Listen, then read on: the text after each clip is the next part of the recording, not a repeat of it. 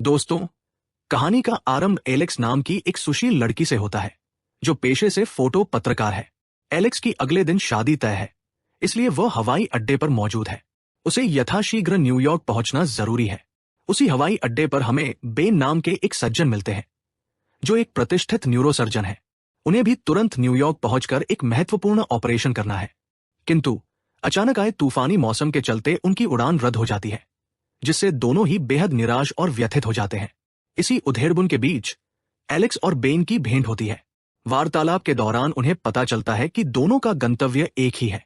Alex Ben के सामने एक निजी विमान किराए पर लेने का सुझाव रखती है। बेन इस प्रस्ताव पर सहमति दे देते हैं। इसके पश्चात वे दोनों एक 50 वर्षीय निजी पायलट से मिलते हैं जो $800 में उन्हें ले जाने को तैयार हो जाता है। चूंकि पायलट अपने कुत्ते के साथ रहता था, इसलिए वह उसे अकेला छोड़कर नहीं जाना चाहता। पायलट बेन और एलेक्स से अनुमति लेकर अपने डॉग को भी विमान में साथ ले लेता है। फिर वे तीनों विमान में सवार होकर उड़ान भरते हैं। शुरुआत में सब कुछ सामान्य चल रहा था और दोनों यात्री प्रसन्न थे, किंतु अचानक पायलट को दिल का दौरा पड़ जाता है। ये देख बेन और एलेक्स उसे संभालने का प्रयास करते हैं और घबरा जाते हैं, परंतु पायलट की स्थिति बिगड़ती चली जाती है। अगर पायलट ने अपनी उड़ान की जानकारी हवाई यातायात नियंत्रण को पहले ही दे दी होती तो रेडियो के जरिए मदद मिलने की संभावना होती, लेकिन उसने ऐसा नहीं किया था। आत्ममदद के लिए कोई उपलब्ध नहीं था। पायलट के बेहोश होने पर विमान नियंत्रण खो देता है। एलेक्स और बेन तुरंत अपनी सीट बेल्ट बांध लेते हैं। विमान तेजी से आगे बढ़ता हुआ एक पहाड़ की चोटी से जा टकराता है। इस भीषण दुर्घटना में बेन, एलेक्स और पायलट का कुत्ता तो बच जाते हैं, लेकिन पायलट की मृत्यु हो जाती है। वहीं एलेक्स के पैर में गहरी चोट आती है और वह मूर्छित हो जाती है। कुछ समय बाद बेन की आंख खुलती है। वह चारों ओर मदद के लिए पुकारता है, लेकिन उसे शीघ्र ही आभास हो जाता है कि वह चारों ओर बर्फीले पहाड़ों से घिरे एक सुनसान इलाके में फंस गए हैं। वह पायलट के पार्थिव शरीर के पास जाता है और उसे बर्फ में दफना देता है। फिर वह एलेक्स के पास लौटता है जो अभी भी बेहोश पड़ी है। बेन उसके घावों और जख्मी घुटने की प्राथमिक चिकित्सा करता है। इसके बाद ठंड से बचाव के लिए वह आग जलाता है और मुश्किल से रात गुजारता है। अगले दिन बेन आकाश में एक विमान को उड़ते देखता है। वह चीखते हुए फ्लेयर गन दागता है, लेकिन विमान का चालक दल उन्हें नहीं देख पाता। इससे बेन का मनोबल टूट जाता है। तभी उसे एलेक्स की आवाज सुनाई देती है जो अब होश में आ चुकी है। बेन उसे पूरी स्थिति से अवगत कराता है कि पायलट नहीं रहा, लेकिन उसका कुत्ता सुरक्षित है। बेन बताता है कि यहां से निकलना अत्यंत दुष्कर है। यह सुनकर एलेक्स की आंखों में निराशा छा जाती है और वो अपने मंगेतर के बारे में सोचने लगती है जो शादी के लिए उसकी राहत देख रहा होगा।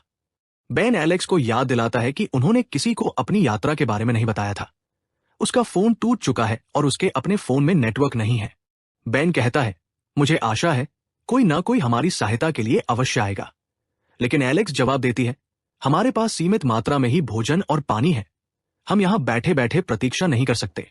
हमें स्वयं ही मदद की तलाश में निकलना होगा। बेन उसे समझाने की कोशिश करता है, अगर हम इस हिमनद में भटकने निकले तो हमारी हालत और भी बिगड़ सकती है। सबसे सुरक्षित विकल्प यही है कि हम विमान के अवशेष के पास ही रहें और किसी के आने की प्रतीक्षा करें। मुख्य समस्या ये थी कि पायलट ने उड़ान की सूचना नहीं दी थी, इसलिए बचाव दल के आने की संभावना कमजोर थी। आखिरकार एलेक्स बेन की बात मानकर वही रुकने को सहमत हो जाती है, परंतु दिन गुजरने के साथ साथ उनकी स्थिति और भी विकट होती जाती है। उनके पास मौजूद थोड़ा बचा खाना भी खत्म होने को है, जिसे वे बहुत संयम से उपयोग कर रहे हैं। एलेक्स बेन से कहती है, अब हम हाथ पर हाथ धरे बैठे नहीं रह सकते, हमें यहां से निकलना ही होगा। बेन एलेक्स के तर्कों के आगे झुक जाता है और मदद की तलाश में निकलने को तैयार हो जाता है। वह एलेक्स से उसी स्थान पर रुकने का आग्रह करता है क्योंकि उसका पैर अभी ठीक नहीं हुआ है। बेन विमान के मलबे से निकलकर पहाड़ी रास्तों पर चल पड़ता है। वो कई घंटों तक इधर उधर भटकता है, लेकिन उसे सिर्फ बर्फीले सुनसान पहाड़ ही नजर आते हैं। थक हार कर जब वह वापस लौट रहा होता है तो अचानक उसका पैर फिसल जाता है और वह गिरते गिरते एक चट्टान से टकराकर रुक जाता है। अगर वह चट्टान से न टकराता तो नीचे गहरी खाई में गिरकर उसकी मौत निश्चित थी। इसी दौरान एलेक्स बेन के सामान को देख रही होती है और उसके फोन में सहेजे एक ऑडियो रिकॉर्डिंग को सुनने लगती है जिसमें एक महिला की आवाज है। एलेक्स जैसे ही ये सब सुन रही होती है, अचानक वहां एक तेंदुआ प्रकट होता है। पायलट का कुत्ता भौंकने लगता है और तेंदुए को भगाने दौड़ता है, लेकिन तेंदुआ उस पर हमला करके उसे जख्मी कर देता है। एलेक्स डर जाती है और जब तेंदुआ उस पर झपटने वाला होता है तो वो फ्लेयर गन से फायर कर देती है। फ्लेयर गन की चोट से आहत तेंदुआ वहां से भाग जाता है और कुछ दूर जाकर दम तोड़ देता है। कुछ देर बाद बेन लौटकर एलेक्स के पास आता है। एलेक्स पूरी घटना सुनाती है। कुत्ते के घायल होने पर बेन उसका उपचार करता है। वह एलेक्स को बताता है कि उसे अपनी तलाश में कोई रास्ता या आबादी नहीं मिली। इसके बाद बेन विमान के बाहर जाता है और मरे हुए तेंदुए को देखता है। वो उसे खींचकर मलबे के पास ले आता है और विमान में मिले स्टोव से उसका मांस पकाता है। मजबूरी में दोनों को वह मांस खाना पड़ता है। कई दिनों बाद पौष्टिक भोजन मिलने से उन्हें नई ऊर्जा मिलती है। एलेक्स फिर से अपना सुझाव दोहराती है कि फोन के सिग्नल के लिए उन्हें निचले इलाकों की ओर जाना चाहिए, लेकिन बेन इसके खतरों की ओर इशारा करता है। उसका मानना है कि विमान का मलबा ही उनके लिए सुरक्षित आश्रय है और किसी बचाव दल के उन्हें यही ढूंढ लेने की संभावना है। एलेक्स इससे सहमत नहीं होती और दोनों के बीच तनावपूर्ण बहस होती है। इसके बाद दोनों सो जाते हैं। अगली सुबह बेन के सोते रहने पर एलेक्स कुत्ते को साथ लेकर चुपचाप वहां से निकल जाती है, क्योंकि वो और प्रतीक्षा नहीं कर सकती। जब बेन जागता है तो एलेक्स को गायब पाता है। उसे विमान में एलेक्स का छोड़ा गया एक नोट मिलता है, जिसमें लिखा है कि वह मदद लेने आगे बढ़ रही है और सहायता मिलते ही बचाव दल भेजेगी। बेन को एलेक्स की सुरक्षा की चिंता सताने लगती है, खासकर उसके घायल पैर को देखते हुए। उसे लगता है कि एलेक्स अकेले इस खतरनाक रास्ते का सामना नहीं कर पाएगी। बेन अपना सामान बांधकर एलेक्स की खोज में निकल पड़ता है। वह जमीन पर बने पैरों के निशानों का पीछा करते हुए जल्द ही उसे ढूंढ लेता है। एक दूसरे को देखकर दोनों की आंखों में राहत छा जाती है, लेकिन बेन देखता है कि एलेक्स की हालत ठंड और थकान के कारण बहुत नाजुक है। बेन उसकी देखभाल करता है और फिर दोनों साथ साथ चलने लगते हैं। रास्ते में उन्हें एक गुफा मिलती है, जहां वे रात बिताने का फैसला करते हैं। बेन आग जलाता है, दोनों उसकी गर्माहट साझा करते हैं और फिर सो जाते हैं। अगले दिन दोबारा यात्रा शुरू करने पर एक जगह रुककर जब एलेक्स कैमरे से तस्वीरें ले रही होती है, तो उसे पहाड़ों के पार कुछ चमकता हुआ दिखाई देता है।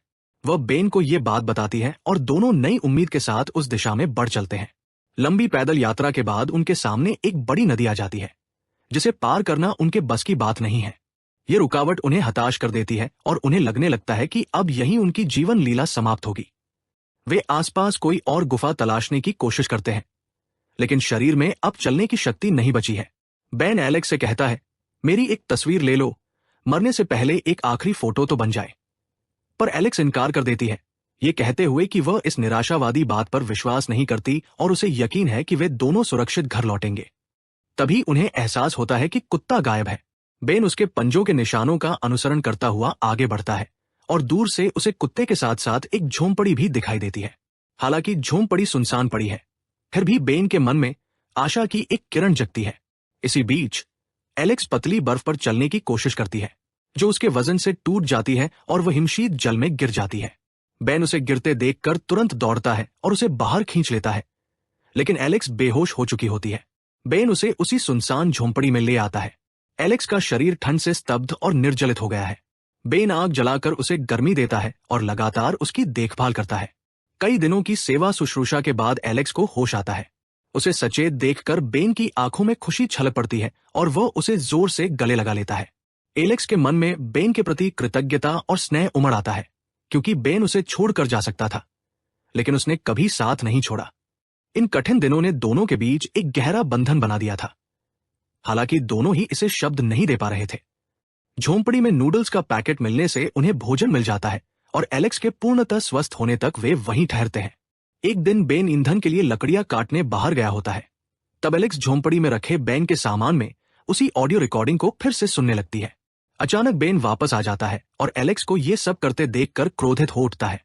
एलेक्स माफी मांगते हुए कहती है, हो सकता है हम यहां मर जाए, मैं सिर्फ तुम्हें जानना चाहती थी। इस पर बेन का गुस्सा शांत होता है और वह बताता है कि वह रिकॉर्डिंग उसकी पत्नी की है, जो 2 साल पहले ब्रेन ट्यूमर से चल बसी थी। ये कहते हुए बेन भावुक हो जाता है और वहां से हटने लगता है, लेकिन एलेक्स उसे रोककर सांत्वना भरे आलिंगन में भर लेती है। इन पलों ने उनके रिश्ते को और गहरा कर दिया। दोनों एक दूसरे की आंखों में झांकते हैं और करीब बैठकर बातें करने लगते हैं। रात में जब बेन सो जाता है तो एलेक्स चुपके से उसकी एक तस्वीर खींच लेती है। अगली सुबह एलेक्स बेन से अनुरोध करती है कि वह अकेले ही मदद की तलाश में निकले, क्योंकि उसके साथ रहने से उनकी गति धीमी हो जाएगी। बेन शुरू में इसके लिए तैयार नहीं होता, लेकिन एलेक्स के जोर देने पर मान जाता है। हालांकि कुछ दूर जाने के बाद ही उसे एहसास होता है कि एलेक्स को पीछे छोड़ना गलत है और वह तुरंत वापस लौट आता है। अब दोनों मिलकर आगे बढ़ने का निश्चय करते हैं। नीचे उतरते समय एलेक्स की चाल फिर से लड़खड़ाने लगती है। बेन उसे सहारा देता है और फिर लकड़ियों से एक साधारण स्ट्रेचर बनाकर उस पर एलेक्स को लिटा देता है और स्वयं उसे खींचकर ले चलता है। कुत्ता उनके पीछे पीछे चल रहा होता है। रास्ते में तेज हिमवायु का सामना करने के बाद वे एक जंगल के किनारे विश्राम के लिए रुकते हैं और सो जाते हैं। अचानक कुत्ते के भौंकने से बेन की नींद खुलती है। जब वह देखता है तो दूर एक लकड़ी के बाड़े, यार्ड और एक शेड के दर्शन होते हैं। यह देखकर उसके चेहरे पर राहत की मुस्कान फैल जाती है। वह एलेक्स को जगाता है और दोनों उस ओर बढ़ने लगते हैं। भले ही उनमें चलने की शक्ति बहुत कम बची है, संकल्प से भरकर वे कदम बढ़ाते हैं। तभी बेन का पैर जमीन में दबे एक शिकारी जाल, भालू के ट्रैप में फंस जाता है। एलेक्स हर कोशिश करती है लेकिन उसे आजाद नहीं करा पाती। बेन उससे कहता है कि वह आगे बढ़कर किसी से मदद ले आए। एलेक्स कुत्ते के साथ आगे बढ़ती है और लकड़ी के यार्ड में पहुंचकर एक ट्रक ड्राइवर से सहायता मांगती है। वो उसे बेन के बारे में बताती है। ड्राइवर तुरंत बेन के पास पहुंचता है और जाल से उसके पैर को मुक्त कराता है। फिर दोनों को अस्पताल ले जाता है। कुछ समय बाद अस्पताल के बिस्तर पर बेन की आंख खुलती है। वो तुरंत एलेक्स के कमरे में जाता है। एलेक्स उससे कहती है कि उसके साहस और संकल्प के कारण ही वह जीवित बच पाई है। जब वे बातचीत कर रहे होते हैं तभी एलेक्स का मंगेतर वहां आ जाता है। वो बेन का आभार व्यक्त करता है कि उसने एलेक्स की जान बचाई। बेन विनम्रतापूर्वक जवाब देता है कि अगर एलेक्स नहीं होती तो वह स्वयं भी जीवित नहीं बच पाता, क्योंकि उसने हर कदम पर उसका साथ दिया। इस पल में बेन को समझ आ जाता है कि अब उनके रास्ते अलग अलग होने का समय आ गया है। मन टूटा हुआ लेकिन चेहरे पर संयम रखते हुए वो कमरे से बाहर निकल आता है। अस्पताल से छुट्टी के बाद बेन और एलेक्स अपने अपने जीवन की राह पर चल पड़ते हैं। बेन कुत्ते को अपनाकर अपने काम में डूब जाता है, जबकि एलेक्स अपने मंगेतर के साथ रहने लगती है। किंतु दोनों ही एक दूसरे को भुला नहीं पाते। एलेक्स बेन को फोन करने का प्रयास करती है, लेकिन बेन उसके कॉल्स को अनसुना कर देता है, ये सोचकर कि अब वह दखलंदाजी नहीं करना चाहता। तभी एक दिन बेन को एलेक्स की ओर से एक तस्वीर मिलती है, वही तस्वीर जो उसने सोते हुए खींची थी।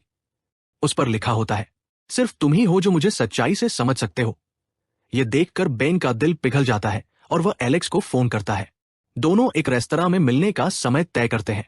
मुलाकात के दौरान एलेक्स बेन से पूछती है कि उसने उसके फोन क्यों नहीं उठाए।